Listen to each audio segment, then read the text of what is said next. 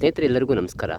ಸ್ನೇಹಿತರೆ ಜನವರಿ ಮೊದಲ ವಾರದಲ್ಲೇ ಕರ್ನಾಟಕ ಸೇರಿದಂತೆ ದಕ್ಷಿಣ ಭಾರತದ ಹಲವು ರಾಜ್ಯಗಳಲ್ಲಿ ಮಳೆಯಾಗ್ಬೋದು ಅನ್ನೋ ಒಂದು ಸೂಚನೆಯನ್ನು ಕೊಟ್ಟಿದ್ದೆ.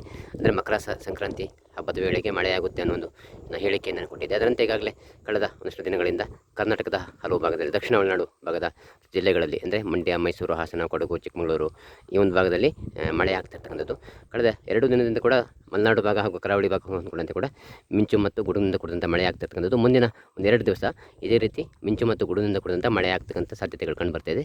ಕೇವಲ ಕರ್ನಾಟಕ ಮಾತ್ರ ಅಲ್ಲ, ಲಕ್ಷದ್ವೀಪಗಳು, ಕೇರಳದ ಬಹುತೇಕ ಭಾಗದಲ್ಲಿ, ಹಾಗೆ ಗೋವಾದ ಕೊಂಕಣ ತೀರ, ಮಹಾರಾಷ್ಟ್ರವನ್ನು ಒಳಗೊಂಡಂತೆ ಕೂಡ ಮುಂದಿನ 2 ದಿವಸ ಮಿಂಚು ಮತ್ತು ಗುಡುಗಿನಿಂದ ಕೂಡಿದಂಥ ಮಳೆ ಆಗ್ತಕ್ಕಂಥ ಸಾಧ್ಯತೆಗಳು ಕಂಡು ಬರ್ತಿದೆ. ಹಾಗಾಗಿ ಈ ಒಂದು ಭಾಗದಲ್ಲಿ ಇರ್ತಕ್ಕಂಥ ಅಂದರೆ ಮಲೆನಾಡು ಭಾಗದಲ್ಲಿ ಇರ್ತಕ್ಕಂಥ ರೈತರು ಸಾಕಷ್ಟು ಜಾಗ್ರತೆಯನ್ನು ವಹಿಸಬೇಕಾಗುತ್ತೆ. ಯಾಕಂದರೆ ಇನ್ನೂ ಎರಡು ದಿನ ಮಳೆಯ ಒಂದು ವಾತಾವರಣ ಕಂಡು ಬರ್ತಿದೆ. ನಂತರದ ದಿನಗಳಲ್ಲಿ ಮಳೆಯ ಪ್ರಮಾಣ ಕಡಿಮೆ ಆಗಬಹುದು. ಕಾದು ನೋಡೋಣ ಮುಂದಿನ ದಿನಗಳಲ್ಲಿ ಇನ್ನೆಲ್ಲ ಬೆಳವಣಿಗೆ ಆಗ್ಬೋದು. ಜನವರಿ ಅಂತ್ಯದಲ್ಲಿ ಏನಾದರೂ ಪುನಃ ಮಳೆ ಆಗುತ್ತಾ, ಹಾಗೆ ಫೆಬ್ರವರಿಯಲ್ಲಿ ಏನಾದರೂ ಮತ್ತೆ ಮಳೆಯ ಒಂದು ವಾತಾವರಣ ಕಾಣಿಸ್ಕೊಡ್ತಾ ಅನ್ನೋದನ್ನು ನಾನು ಮುಂದಿನ ವಿಡಿಯೋ ಕಾರ್ಯಕ್ರಮದಲ್ಲಿ ತಿಳಿಸ್ಕೊಡ್ತೀನಿ. ಇಡೀ ರಾಜ್ಯಾದ್ಯಂತ ಸಾವಿರಾರು ಜನ ನನ್ನ ಕಾರ್ಯಕ್ರಮವನ್ನು ವೀಕ್ಷಣೆ ಮಾಡ್ತಿದ್ದೀರಾ. ಅದು ವಿಶೇಷವಾಗಿ ಹಳ್ಳಿ ರೈತರು ನನ್ನ ಕಾರ್ಯಕ್ರಮವನ್ನು ವೀಕ್ಷಣೆ ಮಾಡ್ತಿದ್ದಾರೆ. ನಿಮ್ಮೆಲ್ಲರಿಗೂ ನಾನು ಚಿರಋಣಿಯಾಗಿರ್ತೀನಿ. ಹಾಗೆಯೇ ಮತ್ತೊಮ್ಮೆ ಮುಂದಿನ ವಿಡಿಯೋ ಕಾರ್ಯಕ್ರಮದಲ್ಲಿ ನಿಮ್ಮನ್ನು ಭೇಟಿಯಾಗ್ತೀನಿ. ನಾನು ಪ್ರಮೋದ ಕರ್ಗೂರು. ನಮಸ್ಕಾರ ವೀಕ್ಷಕರೇ, ಧನ್ಯವಾದಗಳು.